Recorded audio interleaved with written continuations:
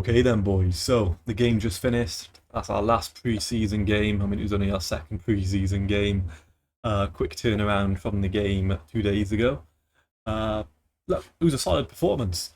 The first half we completely dominated. We dictated everything, right? Milan didn't have a sniff all game really. It was only until the second half we rotated a bit, brought some of the kids on.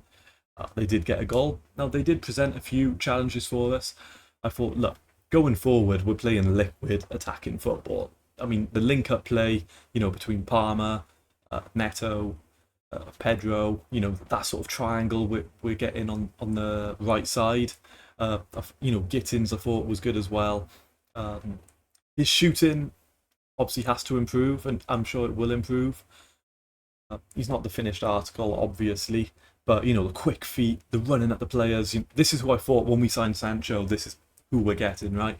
I thought, and you could see that with Grealish at City. They get the ball, they sort of dribble over to the byline, they do a few ball rolls, and then they pass it backwards. But for me, and Sancho was doing that a lot as well. It frustrated me a lot because anyone who watched Sancho at Dortmund, he can run at players, he can dribble at players, he can take them on, he can beat his man. So I don't really understand why he'd play it so passively all the time. Gittins is a breath of fresh air. He's exciting to watch. He gets the ball, he's going to be running at them, he's going to be doing step overs, he's going to try and beat his man, he's going to try and cross it in and pass it to someone else. So for me, like, positive wing in play.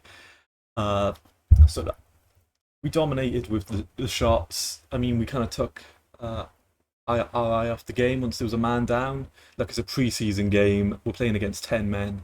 The players aren't going to be going gun-ho and trying to injure themselves before the season. Uh, and we played well. Our attack, we can't really have any qualms or talk badly about our attack. They're all playing well. They're all linking up nicely. They're not being too selfish. That they're playing for their teammates.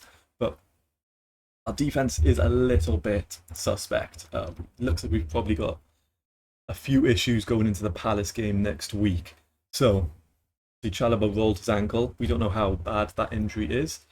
He could be out for a couple of weeks, or it could just be, a precautionary thing, and we're just, it's just a knock. He'll be okay in a couple of days. We're not too sure, right? So we'll have to wait and see what Maresca says in the next couple of days. But if he is injured for a couple of weeks, it just sort of reinforces, look, we need a Colwill replacement. I made a video yesterday talking about a few players I think we could sign and could go after. Just checking the penalties now. It's the Community Shield, so Liverpool just missed the first one. Let me just see if Mateta scores. Okay, so yeah, the Community Shield game's going on. And look, we're against Palace next week. They're a good team, good manager, Glasnow. I like him, and they've got some really good players: Eze, Wharton, Mateta, Yehi. It's not going to be an easy game. I think there'll be goals, especially if our defense is looking like it'll be.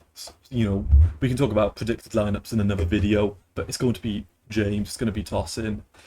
Now, whether they play a champion or they're going to play Hato there with Cucurella, we'll have to see. Or let's see if they anything develops and we go out and we just buy a centre back. So that could also be a possibility as well. But overall, look, not too many players played poorly. I thought Sanchez played better than Maignan. So it looks like we didn't miss out much on Big Mike. If we get him next season on a free, we still could do that. Depends if he extends his contract, right? But Sanchez again, good ball over to João Pedro, which caused this Kubis to be sent off. Similar to what he was doing against PSG, right? I think his long distribution has definitely improved quite a lot. So against PSG, he was doing the long balls over to Gusto to run onto. That exposed their left-hand side. And then all it was a simple long ball over the top. João Pedro sort of spun his man. He dummied one way, spun, went the other way. He pulled him back. It's a red card. And it's a bit unfortunate. Obviously, we don't really want to see players getting red cards in a pre-season friendly game. We want to play 11 versus 11. It meant Milan had to play a bit defensively. Oh, wow. Allison just saved. Okay. So yeah, I don't think that, what I will say is that Reece James, he looks fully fit again. He made two outstanding tackles, one in the first half, I think it was at the 34th minute, and then another one about the 54th minute, something like that. So two really good tackles. I can just bring up his stats here. Look, Reece James is fully fit, and I like him playing that inverted fullback role. Uh, Look, we saw it under Poch, and why he was so injury prone. There's no point playing him as some marauding fullback. Like, can he do the role and can he do it to a world class ability? Yes, but it's not worth his hamstrings. It's not worth risking his fitness. Um, you can just play that inverted role. Defensively, not many people are going to beat him. It means he has to run less. His passing, is outstanding as well. So he can just ping long balls across the end, just sort of dictate play as the captain. Look, he suits that role, and if it means he's fit and it means he's going to be playing most games, that's the role he should be playing. So I don't want to see Reece James marauding down the right flank, crossing the ball in. Look, his crossing ability is amazing, but I don't want him pulling his hamstring, and I don't think many Chelsea fans want him out for weeks, months on end either. Tosin, an okay game. I thought he played better in the previous game. Look, he's a bit too passive. The only problem with, Colwell was our sort of aggressive centre back, right? So when the ball would come in, he'd be stepping up. He'd be in the stopper, coming forward and being aggressive and making interceptions and clearances. With the two centre backs, Chalobah and Tosin, they're both quite passive, and especially Fofana's our other aggressive centre back. So as it stands, don't really have anyone who can push forward through the line, make a clearance, and just be aggressive, step up on their man. We don't really have a centre back to do that. So that's how you saw there was a few chances in the game. Milan would just do a couple 1-2s, and then before you know it, all they needed was a through ball and they were in on goal. And they did have a few opportunities in the first half. Obviously, we had a few good blocks and clearances. But against Palace, if it's Mateta, if it's Eze, they're probably going to score. And I do think Palace will score against us next week. It's just not many teams are going to outscore us, right? So that's the only thing. But otherwise, not a bad game. Cucurella, another solid game. Look, he's playing inverted. He's getting forward. Half the time he's in the opponent's box. So for FPL purposes, for 6 million, you're almost getting a striker. The amount of times he's making those forward runs, and we've got this. This is our back three. Cucurella's just marauding forward, and he's just got an everlasting presence in the opponent's box. So look, not a bad performance. We know Cucurella sort of gives a good performance every game. Enzo, it wasn't great, to be honest. I'd say he was one of the poorer players. He had that one shot, which was saved, and it was quite a good shot. But apart from that, he was occupying a few spaces, didn't really do much, and he only played 60 minutes. So, yeah, there's not too much to say. It's pre-season. I don't think Enzo had one of his best games, but it doesn't matter. He's just building a bit of fitness anyway. He did have a slight knock, didn't he? Caicedo had that one beautiful pass in, two chances created. Look, and there was that one that stood out to me in a beautiful pass forward. So for anyone saying he's just a shin kicker and all he does is run around and foul people, I just think you're watching with an agenda. You're not actually watching football. You don't truly understand football to any sort of great detail. Look, to me, this guy is clear of Rice. If you watch Declan Rice and you watch Caicedo and you think Rice is better, I think fundamentally you just see football in a different lens. Caicedo has the overall package. He can just do so much more. Look, he was our player of the season last season.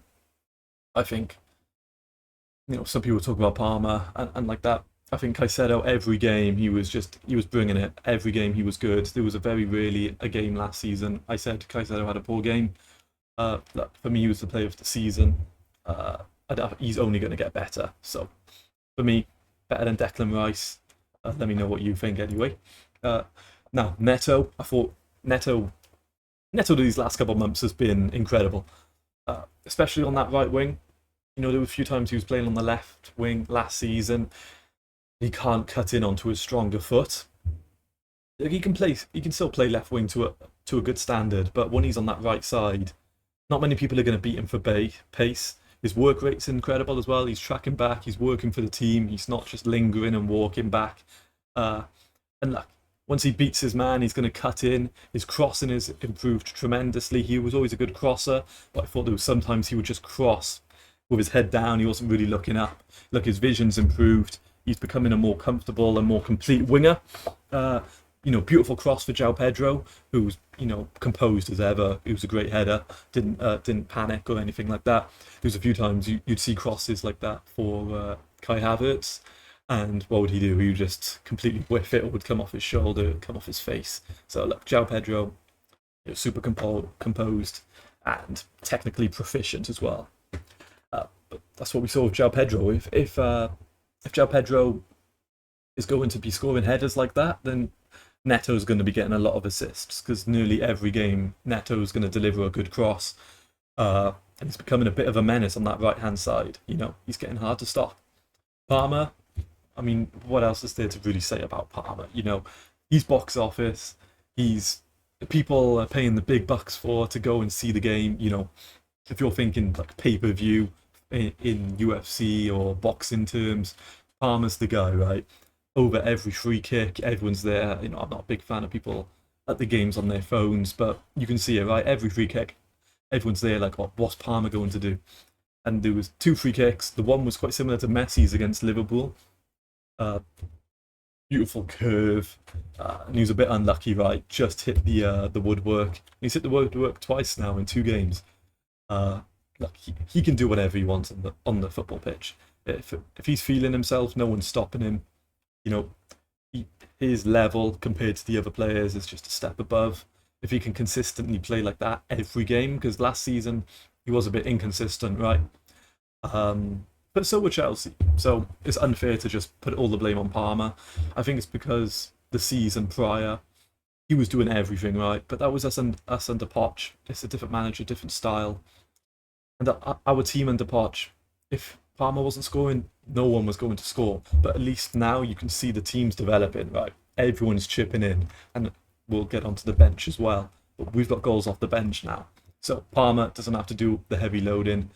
He can just play in that free roll position. He can drop deep, and we saw that multiple times. He's dropping deep, spinning players, spraying a through ball through to the wingers. Look, and he's only playing 60 minutes as well. So great performance. And like I said earlier with Gittins, right, his dribbling is amazing. His feet, super fast. He's dynamic. He's going to be taking on lots of players. The only thing that he needs to improve on is his shooting. His shooting technique isn't great. He sort of rushes it a little bit. He needs to add a bit of composure. Right. Palace just won. There we go. Fair play. I thought they were the better team as well. They should have had a penalty. But I was watching both games. So Gittins is kind of the player I thought Sancho was going to be for us. I was quite excited when we got Sancho on loan. I have been quite a big Sancho supporter. I liked him at Dortmund. I was a bit envious when United got him, because I know we were linked with him as well. We didn't want to pay over the odds for him. So I've always been a kind of Sancho guy. But last season disappointed me. Look, he's just not the same player he was at Dortmund about 5 years ago. Gittins is that player. Dynamic, taking his man on. He's got really high dribble success rates,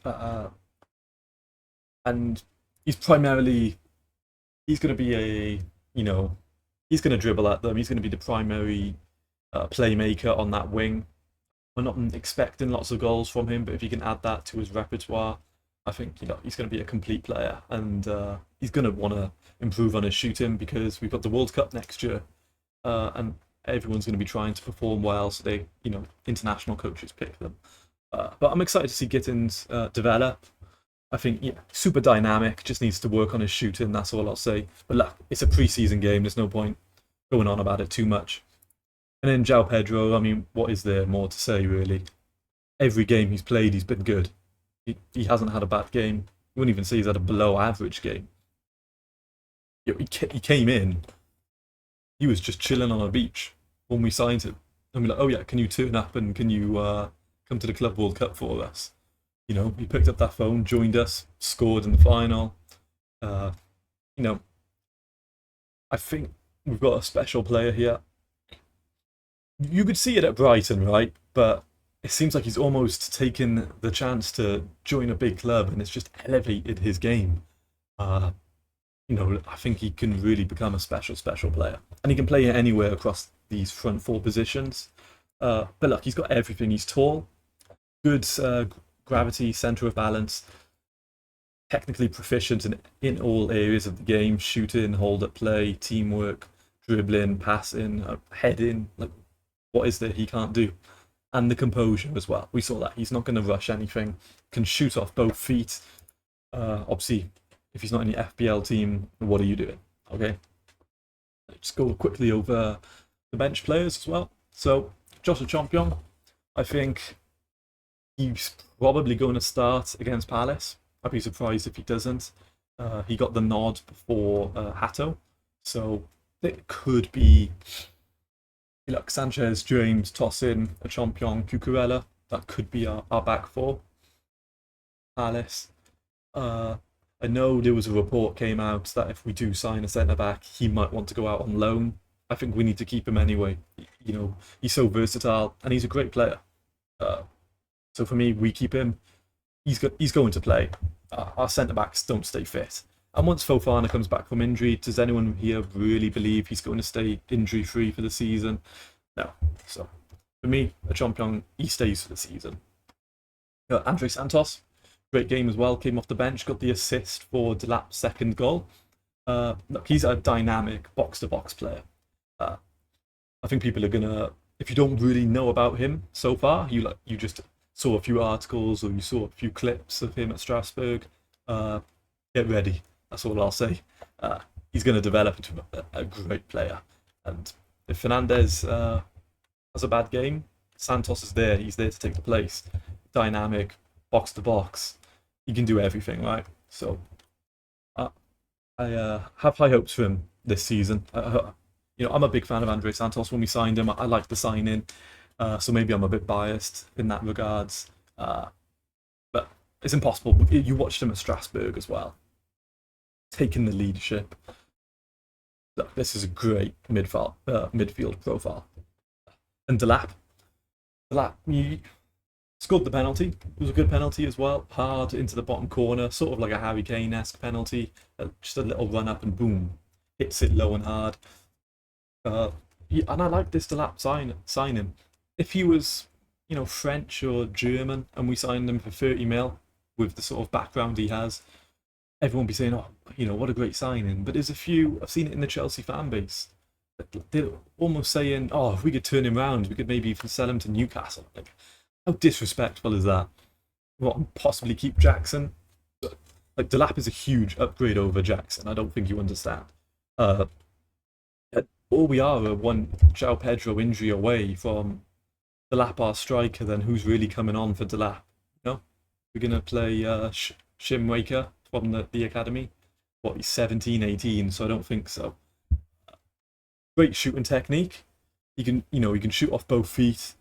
Good off the ball movement. And look, do we need him to score 20, 30 goals? No. But if he's coming off the bench and he's being a presence, he's going to bring tenacity and aggression. This is the kind of Chelsea nines that work at Chelsea. You don't have to look far back in Chelsea's history to see which strikers succeeded and which didn't. Delap is that archetype. You just look at the type of player he is. Look, when he comes off the bench, 30 minutes, he's going to run at people. His shooting technique is such the case that he's going to get chances with the wingers we have. And he's going to get goals. So I don't really understand the cynicism towards him. I don't really, at least give him a season. And if he gets 5 goals over the whole season, then fair enough. But I don't think that's going to be the case. I thought he was a great presence. Got his 2 goals. And I'm happy for him. I think I like the player. And then just to go over, Asugo, another good game. I think this is a really good signing. You've got to give praise to the scouts and the overall hierarchy with signing him. He looks like he's going to develop and share the burden with Caicedo. If Caicedo picks up an injury or just needs 20 minutes rest at the end of the game, Asugo, he's coming on. He's that box presence, tenacious, ball-winning midfielder. I think it's a great signing. We didn't spend too much money. And again, we have this guy for a couple of years. If we want to sell him on, we're going to make good profit. So for me, I'm a big fan of this player. He's hard working. I think he's going to develop great. And Estevao, I tweeted it as well. The power this guy generates is insane. Like, he'll just do a few step overs, turn, cut in, and just boom. He's 18 and he's generating these kind of shots. The talent's there. Super exciting time to be a Chelsea fan. We've got a potential generational talent here. Don't want to put too much pressure on the kid, but come on, anyone who watched him in Brazil, the Brazilian press, everyone hyping this guy up, Messinho, and he's wise beyond his years. He's not just talented, like, he's got such a maturity about him. You can tell he's hard working. Even when they just, after João Pedro's goal, they pans to the Chelsea bench, right? And he's just there with a big grin on his face. He's just enjoying the moment. He's soaking everything up. You can tell he's happy to be here. And we'll see. I'm kind of predicting by November he'll probably be a starter. Whether that means Neto goes over to the left, just because Estevao is that good, he needs to play right wing. But we saw he can also play centrally as well. He can play that sort of shadow striker position. So look, he can play on the right, can play down the middle. He could even play false nine potentially if we need him to, but I don't think we'll need that with Delap there as well. And Reggie Wells I thought had a good cameo. I think he'll have a few cameos this season, but ultimately he should go on loan. He needs game time, but look up, he's 16. He's still so young, so we don't need to rush anything with him. I like him though. Small player, good centre of gravity. He shields the ball well. I like his type of profile. I think he's a good midfielder, and I think he'll develop into a great player as well. So that's sort of the standouts that came off the bench. Tyreek George, didn't think he's only played for 20 minutes, but again, I think once we get the Xavi Simons deal completed, I think we probably look to move on Tyreek George. It's pure profit. I just don't think he's quite Chelsea quality. But look, I don't want to put too many negatives on the game. We won 4-1, and we pretty much dominated and dictated everything we wanted to do. So Maresca can't be too upset. Just needs to fix a few problems with them getting in behind a bit too easy. So we'll see what sort of tactical nuance Maresca comes up with to solve that. I'm sure he'll be working on it in training for the next week. And then obviously we've got the game against Palace, 2 p.m. next week.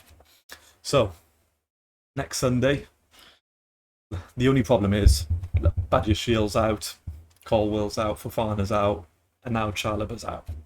So 3 of our centre-backs are out. We need some sort of remedy to that, and that whether that means we go out and we get someone on loan or we sign another centre-back, we'll see. Or whether it means a Champion is fully integrated and put into the first team, we'll see how that develops. But I'll make a few videos anyway when it gets closer to game time about any sort of predicted lineups and what we can expect for the season ahead. But otherwise, look, 4-1. João Pedro again, brilliant. My man of the match is Delap. He got 2 goals in 30 minutes. I thought, he worked hard. You could see how happy it was. And it's good to have competition. We need healthy competition in the team. Not to the point where, they get bitter and they lose that sort of teammate cohesiveness. But we need competition. We need them in training, working hard. And I'm sure Maresca's building that sort of dynamic anyway. So that'll be it. Good video. Good game. So if you liked the video, give a thumbs up, and I'll see you boys tomorrow. Cheers.